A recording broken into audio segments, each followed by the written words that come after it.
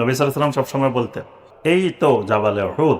জাবালে উহুদ আমাদেরকে মহব্বত করে, আমরা জাবালে উহুদকে মহব্বত করি। সুবহানাল্লাহ। এজন্য অসংখ্য আমলের পরিমাণ নবী সাল্লাল্লাহু আলাইহি ওয়াসাল্লাম বর্ণনা করতে গিয়ে উহুদের সাথে তুলনা দিয়েছেন। উহুদ পাহাড় কত বড়? লম্বায় 8 কিলোমিটার। 1.5 কিলোমিটার থেকে 3 কিলোমিটার হলো উহুদের কি প্রস্থ। নবী সাল্লাল্লাহু আলাইহি ওয়াসাল্লামকে পাথর সালাম দিত, অনেক পাথর নবী সাল্লাল্লাহু আলাইহি ওয়াসাল্লামকে সালাম দিত। তা পাথর চিনতো আল্লাহ রাসূল সাল্লাল্লাহু আলাইহি ওয়াসাল্লাম। নবী সাল্লাল্লাহু আলাইহি ওয়াসাল্লাম একদিন উহুদ পাহাড়ের উপরে উঠলেন। উঠার পরে উহুদ পাহাড় খুশিতে আনন্দে নাচানাচি শুরু করছে যে আমার উপরে আল্লাহ রাসূল সাল্লাল্লাহু আলাইহি ওয়াসাল্লাম উঠছে। নবী সাল্লাল্লাহু আলাইহি ওয়াসাল্লাম বললেন, উসবুত উহুদ, উহুদ থামো। তা নাচানাচি করতেছ কেন? লাফাও কেন? থামো। তোমার উপরে একজন নবী আছে, একজন সিদ্দিক আছে, 2 জন শহীদ আছে। সুবহানাল্লাহ।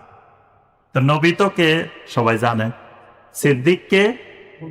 আবু বকর as-সিদ্দিক। এই উম্মতের সিদ্দিক একজনই, আবু বকর as-সিদ্দিক রাদিয়াল্লাহু তাআলা, যাকে জান্নাতের প্রত্যেকটা দরজা থেকে ডাকা হবে। আর 2 জন ছিলেন নবী সাল্লাল্লাহু আলাইহি ওয়াসাল্লামের সাথে, এরা কারা? ওমর রাদিয়াল্লাহু তাআলা আর ওসমান রাদিয়াল্লাহু। নবী সাল্লাল্লাহু আলাইহি ওয়াসাল্লাম বলে দিলেন, শাহীদান, তোমার উপরে 2 জন শহীদ আছে।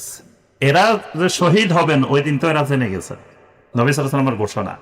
দুনিয়ার সবকিছু উল্টাপাল্টা হইতে পারে, কিন্তু নবী সাল্লাল্লাহু আলাইহি ওয়াসাল্লামের ঘোষণা কোনোদিন এলোমেলো হওয়ার সম্ভাবনা নাই।